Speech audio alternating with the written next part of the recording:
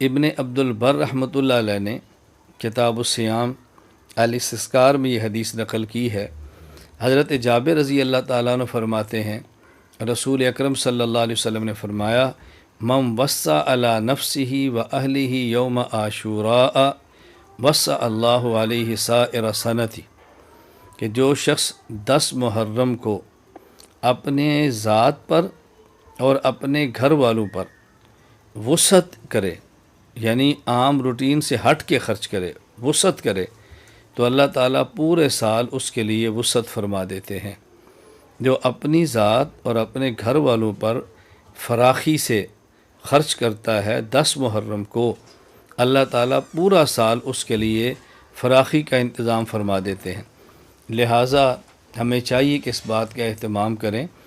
عام دنوں میں اگر دال پکتی ہے تو ان دنوں میں ساتھ سبزی پکا لیں۔ عام دنوں میں سبزی ہے، اس دن میں گوشت رکھ لیں۔ عام دنوں میں پھل نہیں ہے تو 10 محرم کو گھر والوں کو پھل دے دیں، یا کوئی اور ایسی چیز دے دیں جس سے وسعت اور فراخی ہو۔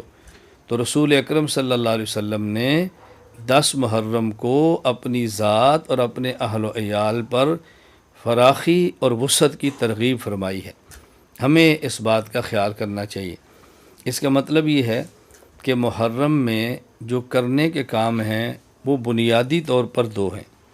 نمبر 1 9-10 یا 10 محرم کا روزہ۔